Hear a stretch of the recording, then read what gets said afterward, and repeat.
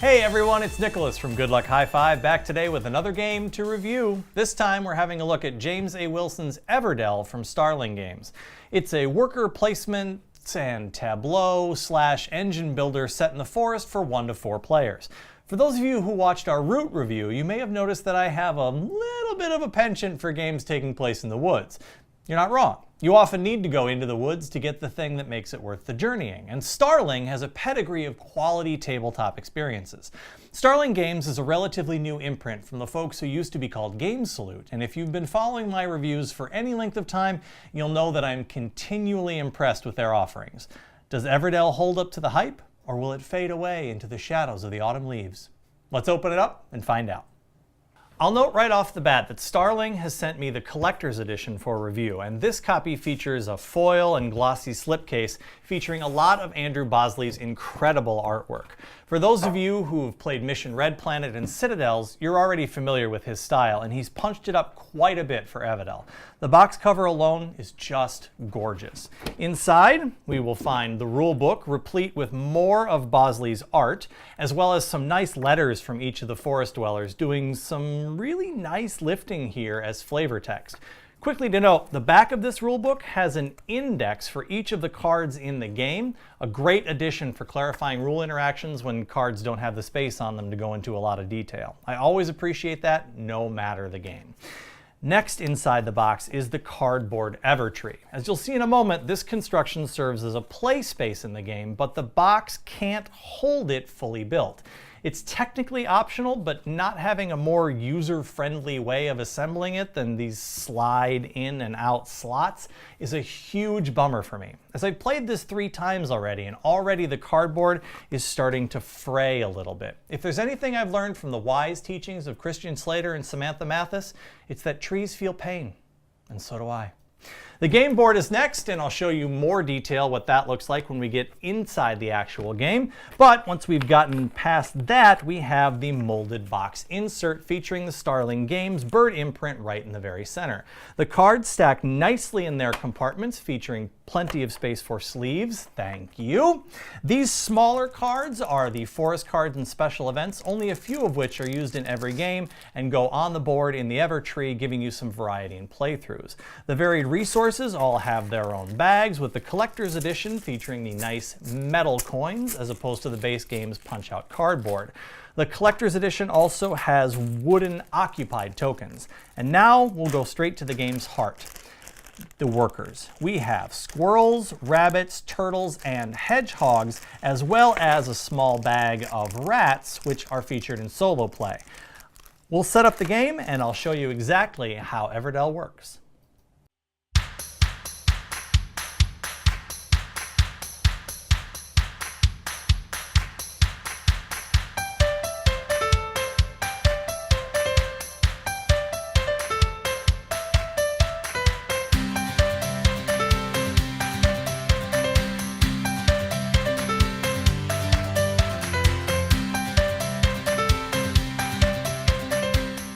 Now that we're all set up, each player starts the game with a hand of cards that can become part of their city tableau. You're limited to 15 spaces inside your city, and those cards themselves are either critters or constructions and belong to one of 5 categories. Tan Traveler cards do their thing when you put them down, then they never do it again. Green Production cards activate when you play them, but also once when you prepare for spring, and again when you prepare for autumn. Red Destination cards with an open sign invite your fellow players into your city by giving worker placement spaces denoted either open or closed circles with a paw print on them. You can activate these by putting a worker here, but if your rivals do it, you gain a benefit from them as well. Blue Governance cards. These are your combo wombo cards. These play off of each other and other card types, so keep your eyes out for deciduous shenanigans. Purple Prosperity cards net you the listed points for building the card, as well as additional points at the end of the game for building other specified cards or for having other resources. That's it. Your entire economy is built on those 5 types. Everdell is, at its soul, a worker placement game. Every season, you'll refresh your existing workers and gain new ones. At game start, 2 of your forest friends are just waking from the long winter and need to start laying the groundwork for a prosperous year. When you can neither place a worker on an empty space nor play a card either from your hand or from the meadow, you'll change the season. Now, depending on which season you're moving into, you can activate cards and take some number of workers. The first preparation is for spring, so you will take 1 new worker and activate all of the green production city cards in your tableau. This will provide you with a nice boost in raw materials to power you through the spring. Now you'll notice here that this only changes the season for that particular player. All the other players are still in winter, so there's a little bit of hand waving to be done when you're moving through the seasons much faster than everyone else. You're traipsing around in the dappled sun of autumn when your neighbor is just entering spring. That's okay though, because it doesn't feel awful to be that far ahead. Clever players amongst you have already rewound this video to see if they missed me explaining exactly how the meadow works. Haha, patient players know better. No, my friends, the meadow is the magical ambrosia mechanic that Starling Games loves inventing. This meadow in Everdell starts out with 8 cards at the beginning of the game, and they form a shared hand amongst all of the players. When you play a card, you can choose to either play a card from your individual hand, or you can play from the meadow itself. Johnny has his hand, Johnny has his bride, but you both share the meadow. It's such an easy thing to look at and understand, but it adds a huge new layer of strategy.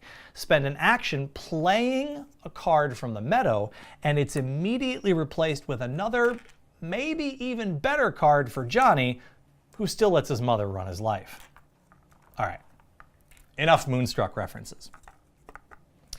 When you can take no more actions, either placing a worker or playing a card, and you have already progressed through the autumn season, you're done. And you have to wait for everyone else to finish. For a game that has as much going on as Everdell, this could be a stretch of 5 to 10 or even longer.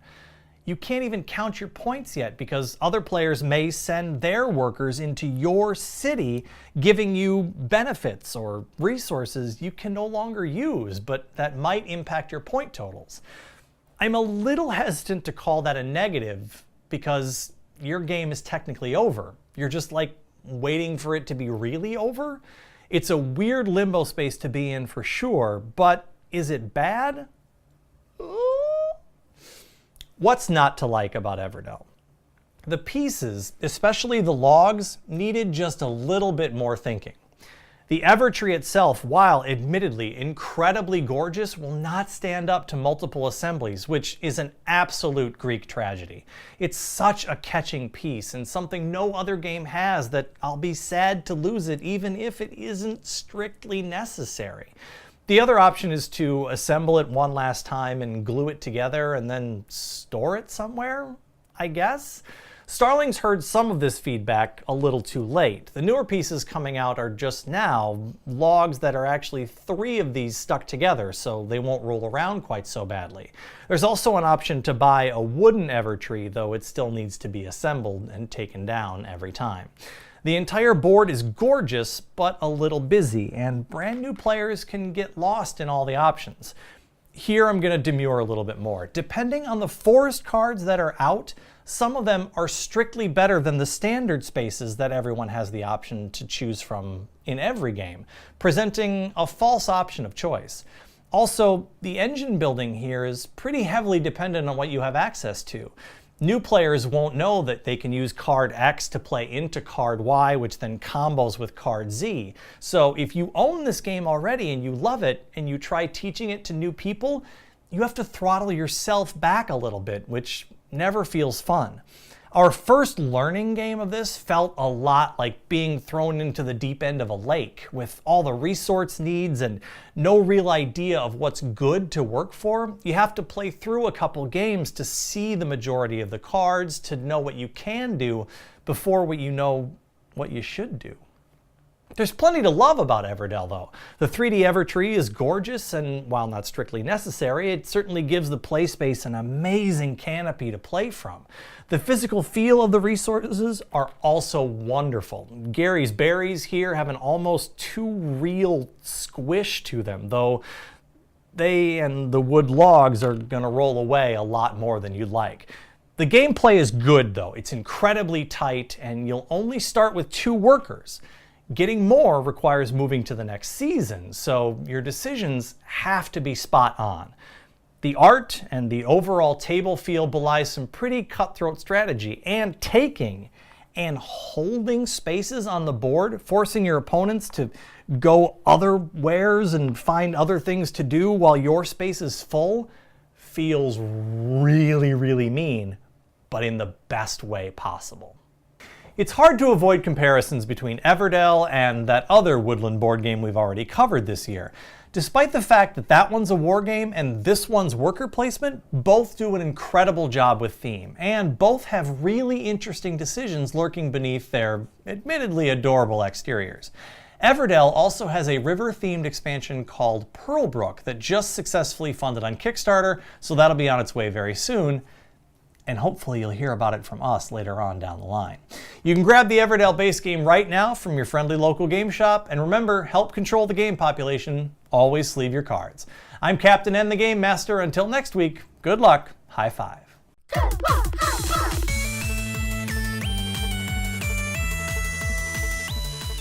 Hey everyone, if you enjoyed that video, please hit that sub button and check out all of our other offerings at goodluckhighfive.com. And please consider becoming a patron of the channel at patreon.com/GLHFmagic and help us keep making reviews, videos, and podcasts for as little as $5 a month. We're also always looking for new games to review, so if you make games or you know a company who does and wants to have their game reviewed on Good Luck High Five, please reach out to us at glhf@goodluckhighfive.com and we'd be happy to take a look. You can follow me, Captain N, the Game Master, on Twitter and Instagram at CaptainNGM, and follow the channel at GLHF Magic. Remember, please shop at your local game store whenever possible. Until next time, I'm Nicholas, and good luck, high five.